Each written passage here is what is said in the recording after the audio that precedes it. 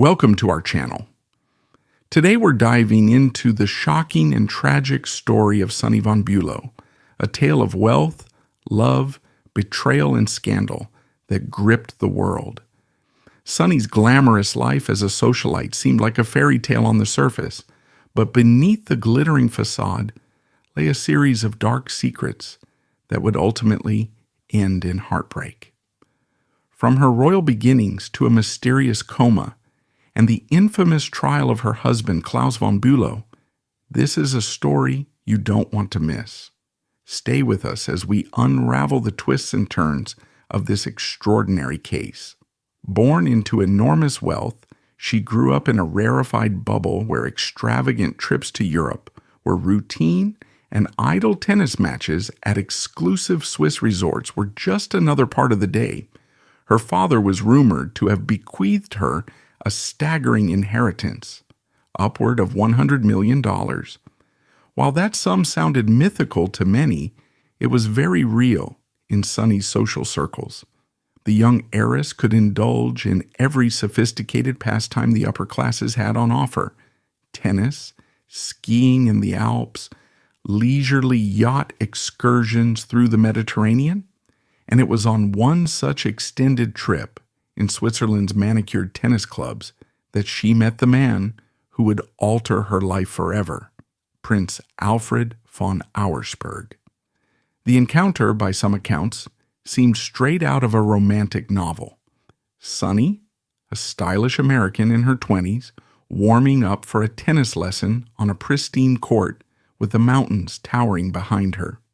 She'd been told that her new instructor had a regal bearing, but when she finally met him, she discovered he wasn't just a charming European, but an actual honest-to-goodness prince. Prince Alfred von Auersperg, descended from one of Europe's most illustrious noble families, famed for centuries of tradition and finery, though, by the mid-20th century, the glories of old aristocracy were often more name than fortune, and that was precisely Alfred's predicament. Though steeped in aristocratic history and impeccable manners, he came from a lineage that had been financially battered in the aftermath of World War I. The von Auerspergs still clung to their titles, but the estate coffers were shockingly lean. From the outside, it might have seemed an incongruous match: the wealthy, spirited American heiress and the genteel but nearly broke European prince. Yet for them, the pairing ticked every box. Alfred regained access to wealth, truly unimaginable sums that Sunny had inherited, while Sunny enjoyed the unspoken prestige that came with becoming a real-life princess. Fairy tale romances sometimes do materialize in dazzling arcs of happenstance and synergy, but the reality can be decidedly more complicated. Sunny's marriage to Prince Alfred in the summer of 1957 was greeted with applause in high society circles. Wedding announcements framed them as an inspiring union, old European nobility blending with fresh American wealth, bridging continents in a swirl of gold-embroidered invitations and lavish receptions. Soon the couple welcomed 2 children, Princess Annie Laurie, born in 1958, and Prince Alexander, arriving just a year later. Behind closed doors, though, the marriage started unraveling in ways that few suspected. Wealth can be a unifying force, but it can also drive jagged wedges between spouses. Prince Alfred's family name meant a lot socially, but it didn't generate its own money. Meanwhile, the lion's share of resources came from Sunny.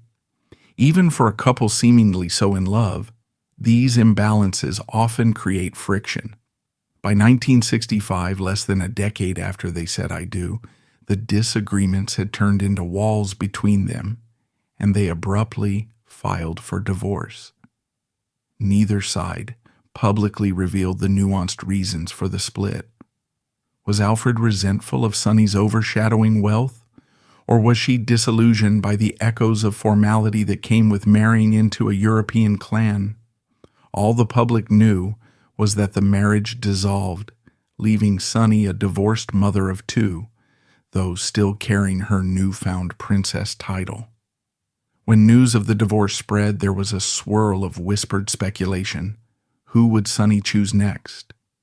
Many expected her to return to the United States and adopt a quieter life. After all, she already had 2 children and a reputation to maintain. But Sunny wasn't one to settle into a subdued existence. She shocked her friends by marrying again, this time to Klaus von Bülow, the right-hand man of none other than J. Paul Getty, one of the wealthiest oil magnates in the world. Klaus, with his tall frame and cool elegance, hailed from Denmark and boasted noble roots of his own. He was well known among international circles for his social savvy, polished presence, and impressive professional credentials.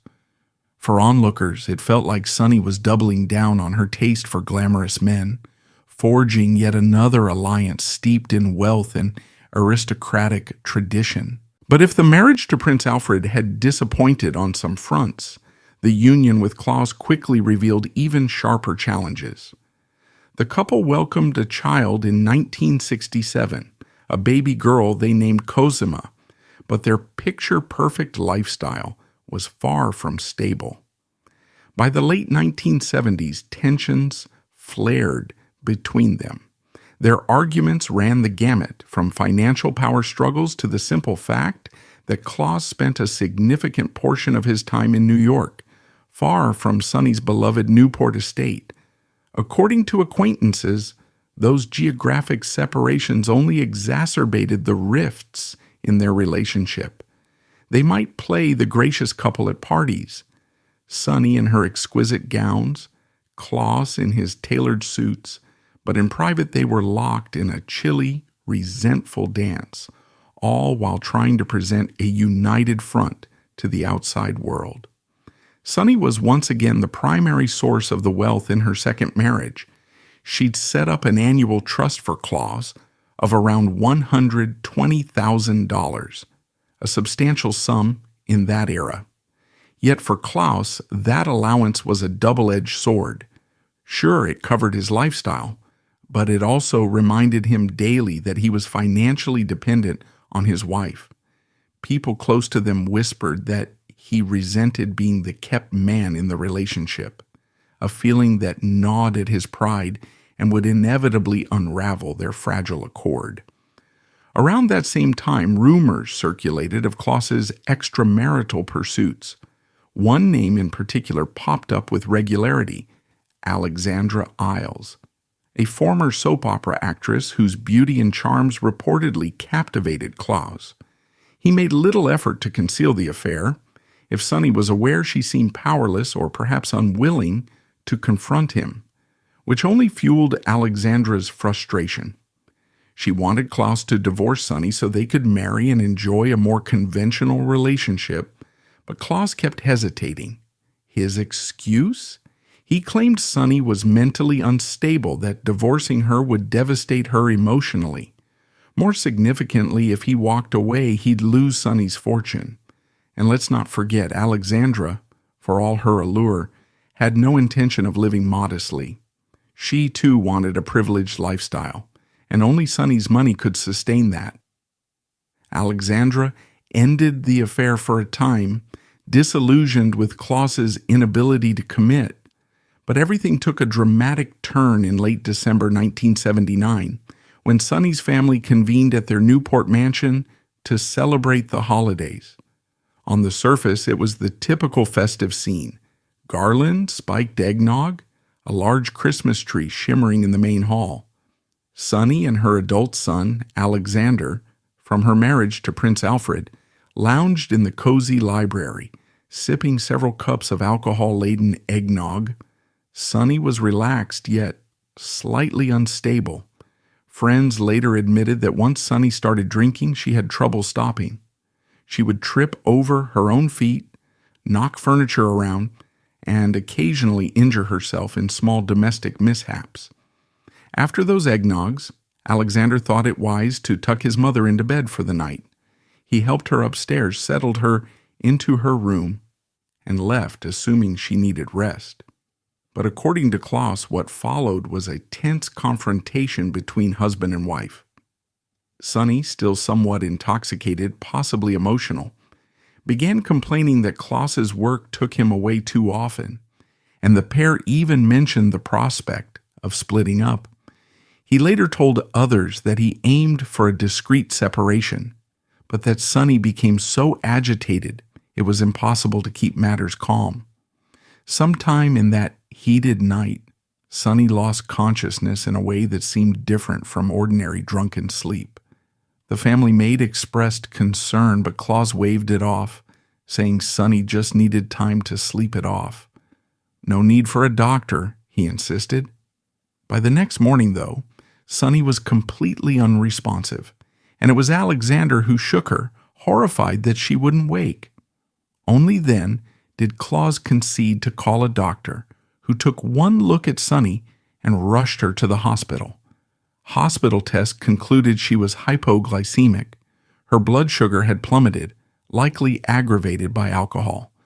The doctors warned Sunny to moderate her sugar intake and to maintain a stable meal schedule. She eventually emerged from the coma, thankful for the second chance but not fully comprehending how close she'd come to disaster. And in the shadows, the family maid, Maria, felt her suspicions harden. For some time, Maria had noticed unsettling items in Klaus's travel bag. Initially, it was a collection of sedatives. Later, she spied a syringe of insulin, though Sunny wasn't known to be diabetic. Even so, the family took no formal action. Maybe they were rationalizing that Sunny's frequent blackouts stemmed from a mix of alcohol and pills. Maybe they were too afraid to rock the boat. Over the following months, Sunny's health crises multiplied. Another hospitalization occurred when she overdosed on aspirin, accidental or not, and the repeated episodes took a toll. She was physically weaker, emotionally more fragile, and seemed unable to reassert control over her spiraling life. The once sparkling socialite who danced in Swiss tennis clubs with a prince now felt isolated and deeply insecure. She reportedly gained weight, stopped caring about society events, and clung to Klaus more tightly than ever, terrified of losing him. As Christmas 1980 approached, the entire von Bülow household was once again in Newport, hoping for a warm holiday. On December 21st, they returned from an evening out at the local theater. Sunny retreated to her private bathroom, reappearing with a glass of ginger ale in hand. At least that's what her son Alexander believed it to be. Suddenly her voice grew weak. She set down the glass and struggled even to hold on to it. Alarmed, Alexander asked if she'd taken any sedatives, but she said no. Considering her track record, he assumed she needed rest. He informed Klaus of her condition, then left to meet friends. Early the next morning, however, a horrifying déjà vu moment occurred. Sunny was still in bed, and hours went by with no sign of her getting up. Klaus, who'd purportedly slept beside her, discovered her unconscious in her bathroom. By the time Alexander was summoned, she was cold to the touch, her lip bloody from an apparent collapse. Again, there was a frantic dash for medical help, but this time, doctors couldn't bring her back. Sunny sank into a coma, far deeper than the previous year. Intensive care units and specialists were brought in, yet none of the interventions could restore consciousness. Tests offered no clear verdict. Was it yet another overdose? Another catastrophic slide in her blood sugar? The confusion among doctors amplified the dread. But for Sunny's older children, Annie, Lori, and Alexander, suspicion took a more specific shape. They remembered that suspicious syringe of insulin in Klaus's black bag. They recalled his earlier reluctance to call a doctor when Sunny first fell into a coma, plus the knowledge that a huge inheritance sat behind her name, inheritance that would revert to him in the event of her passing. They began quietly consulting an attorney, hoping to piece together a case if indeed foul play was at work. In mid-1981, A doctor who'd been treating Sunny approached the children with an explosive assertion. He believed Sunny's coma was not some random medical event. She may well have been injected with extra insulin. The idea that their mother was the victim of attempted murder ripped through them. In July of that same year, a grand jury indicted Klaus von Bulow on 2 counts of attempted murder, one for the December 1979 incident, the other for the December 1980 coma. The press seized on the scandal. It was a sensational story.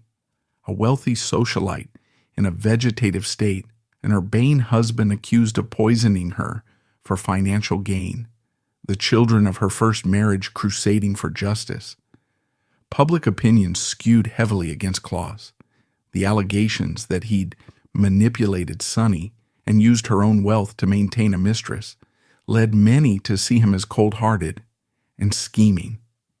In 1982, Klaus's trial was launched. Prosecutors painted a damning portrait.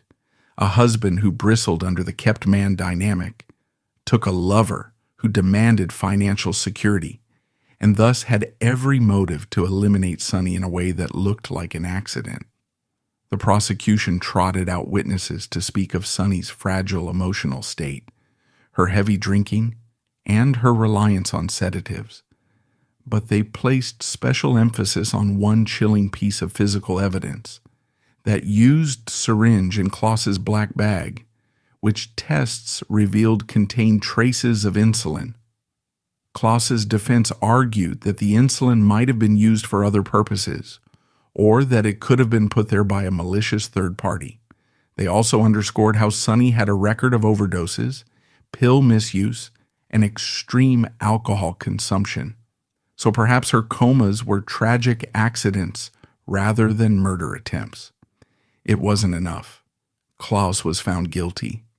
The sensational verdict reverberated through society pages worldwide. Sunny remained in a hospital bed, unresponsive, unaware that her husband stood convicted. Yet Klaus was not the kind of man to accept such an outcome without a fight.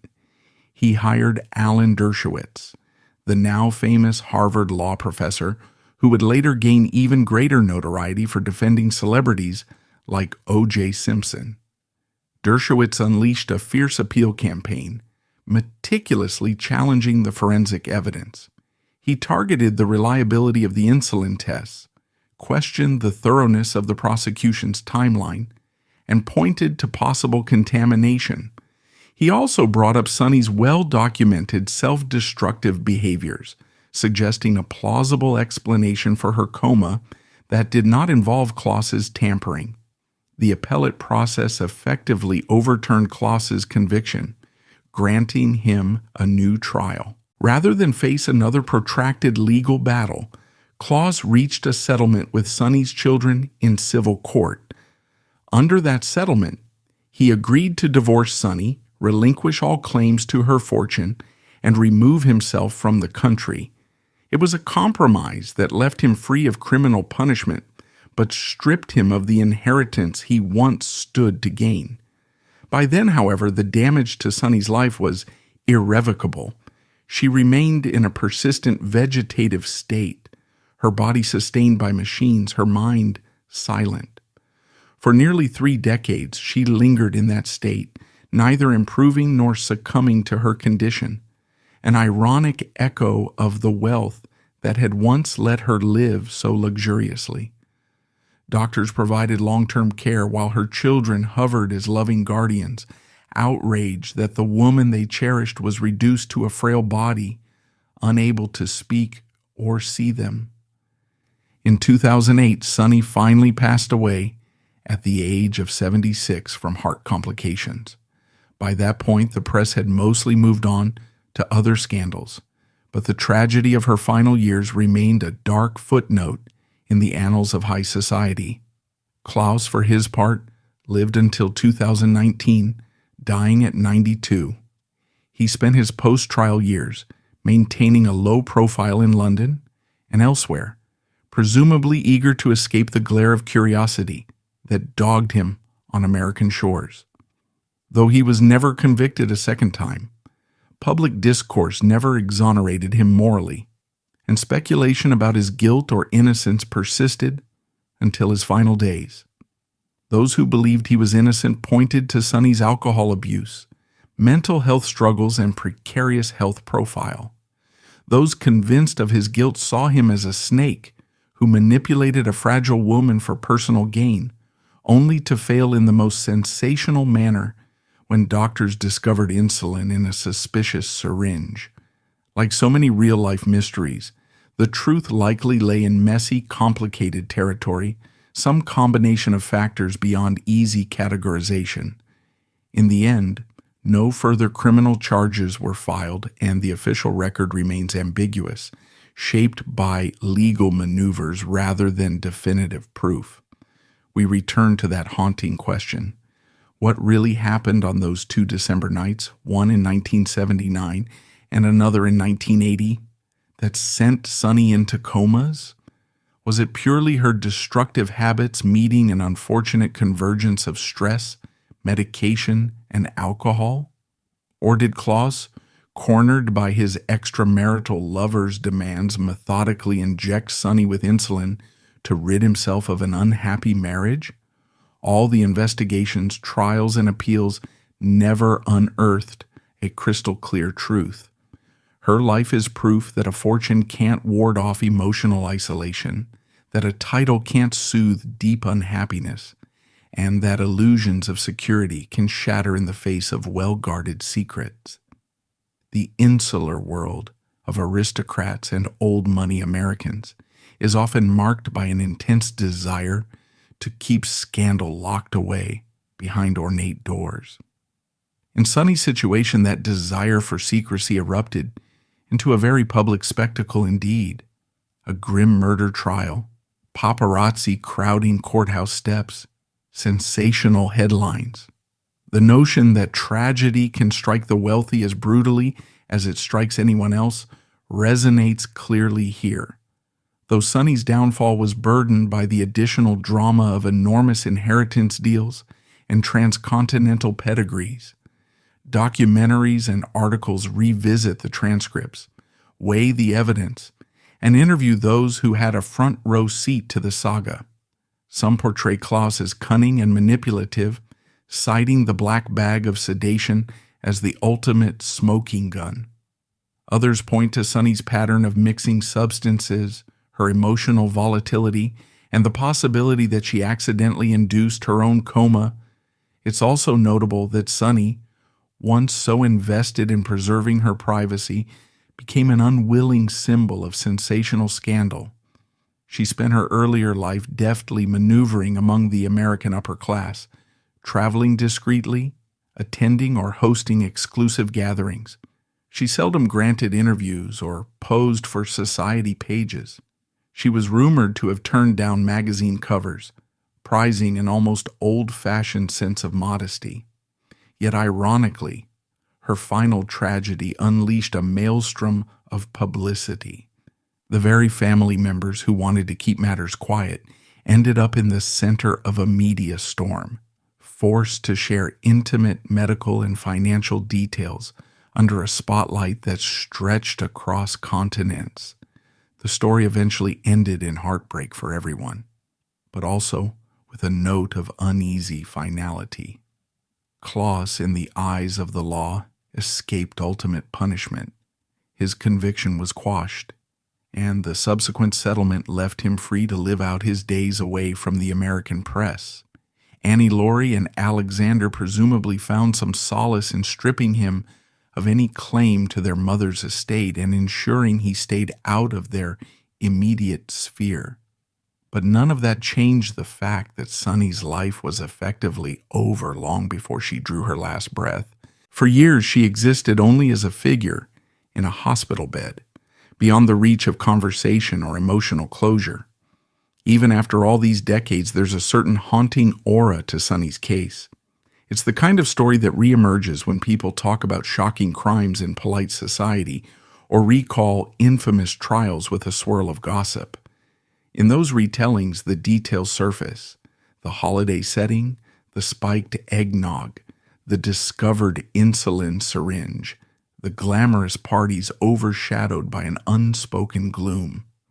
Reactions vary from sadness to moral outrage to hushed fascination about how someone so privileged could meet such a fate. Sunny von Bülow's life was a cautionary tale of how wealth and privilege can sometimes hide unimaginable tragedy. Her story remains one of the most intriguing and debated mysteries in modern history, leaving questions that linger even to this day. If this story captivated you, be sure to like, comment, and subscribe for more incredible tales of intrigue, scandal, and history. Thank you for watching, and we'll see you next time for another fascinating story.